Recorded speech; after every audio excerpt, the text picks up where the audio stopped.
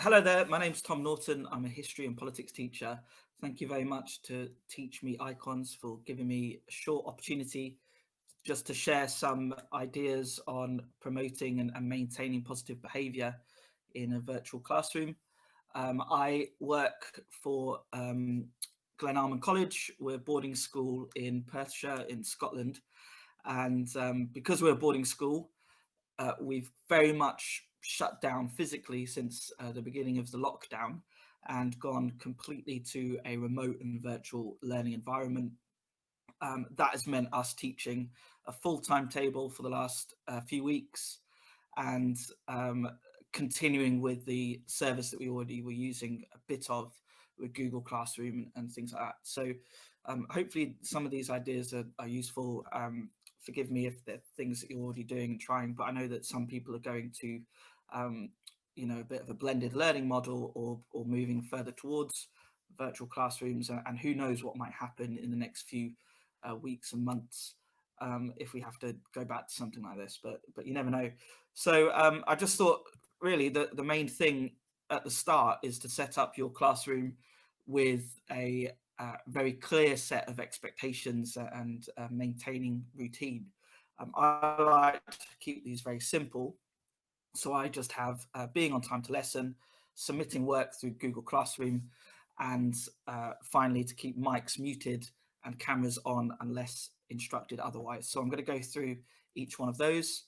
So firstly, for being on time, I think this initially there's and I certainly fell foul of this. Initially, there's a urgency to almost hang around and wait for students to filter in. And I think that's important really to avoid that at the start. I think that sends the wrong message. And you'll be inadvertently punishing the students that have done the right thing by logging on and being organized to get there on time. There's also a wealth of reasons why a student might be late. And at the moment when you're seeing them coming in, you don't realize or you don't know why they're being late. So just crack on, make the most of the learning time that you've got, and start. If the lesson starts at 9, make sure you begin your explanation, your opening, your starter at 9 o'clock. And one thing that will help, and this is why I've put a picture up of one of my Google Classrooms here, but one thing that will help is to have all your resources prepped and scheduled through the wider virtual space that you're using.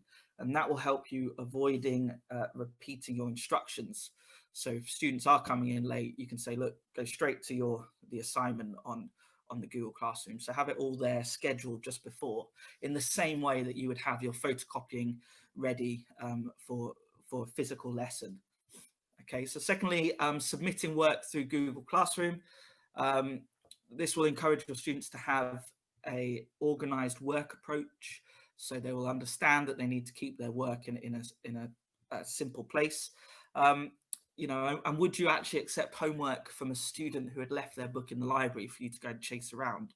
So, encourage students to use that virtual space, and that will make your teaching much easier and your workload much easier as well. It teaches them to go and find your instructions on the virtual space that you've set up, and to use those resources to help themselves out. It will also make your marking much more manageable because it will all be there. So if you're doing a 10-mark question, you can mark it and see all your marks coming up simply, rather than having to shift around different things. And overall, this will reduce your workload. So whilst giving them a good lesson in organization, it will actually reduce your workload and avoid you having to flip between emails and having to flip between your virtual classroom as well to find things. So do insist that they put things through that space. Finally, so mics be muted should be pretty self-explanatory. This will help all students focus on the learning in particular. So for cameras, each school will have a different set of guidelines on this. We've had an agreement from parents and from students that they keep cameras on unless there's a particular reason not to. And this has helped me monitor their presence and their engagement in the lessons as well. You know, once you get over that weird sensation of seeing, you know, 20 odd faces staring at you, it does help the rhythm of the lesson flow quite usefully, and it does allow for you to do some really quick assessment for learning tasks. So you can ask them to show how many number, you know, what number question are you on, 3, 4. You can do a quick thumbs up. I've done a few true and false quizzes, which have been quite fun. So having a system where you've got the cameras on can actually be quite useful.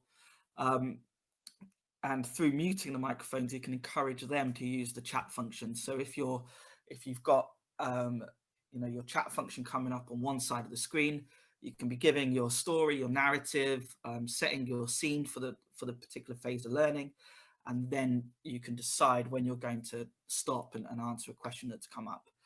And I would also suggest that it's really important to model behavior as well. So when you've stopped working, just, you know, when you've stopped your phase and they're doing a task, you also mute your own microphone. If you want their cameras on, you keep your camera on, you know, obviously to school guidelines, but really important. I think the worst thing, and there's been, you know, I've definitely done this, but the worst thing is for students to hear you tapping away, answering emails, or to hear your dog barking, things like that. That can really spoil the student's focus. So really model behavior in that sense. With rewards and sanctions, really tricky. I would suggest firstly just checking with your own management what your processes are going to be. So hopefully for if you're like our school, you'll keep your positive rewards and they'll still mean something. So be it house points or academic stars, whatever system you're using. Obviously sanctions drastically need to adapt to a virtual setting. I've not heard of any schools doing virtual detentions. Certainly I'm not keen on that and not heard of that actually going on, but certainly sanctions will need to change. But really focus on the positive because that, as you know, the positivity will breed positive behavior. So really focus on your positive rewards, celebrate them, give them specific reasons why they've got that. What is it you're impressed with that piece of work? Celebrate the basics, particularly at the start. So if they've all come in on time, fantastic. You know, I had a competitive year 10 class, so who would for some reason quite like to see who could get in first straight after I entered the Google Meet. So reward that and make it a competition for some of them if that's appropriate. So really focused on the positivity, and email home as well. So the parents are doing huge amounts of work to set the scene and to set the environment for our students. So share positives with home, and you know, share negatives as well. That's probably the best avenue for any sanctions that need to come in. Unfortunately, the other thing I'd suggest as well is I miss those characters around the school that you build up a really good relationship with, but you don't necessarily teach. So you know, don't do this with everyone in the school. That's not your job. But you know, send a quick email just to see, oh, how are you getting on? Are you still keeping up with your trumpet practice or something like that? So be part of that positive system of engagement and getting them excited, and make it feel as normal as possible. You know, you would do the same thing if you passed these characters and these people that you have a relationship with, if you pass them in the corridor. So, you know, there's no reason why, just because we've gone to a remote setting, that relationship shouldn't be maintained. Okay, so yeah, I mean, thank you very much again.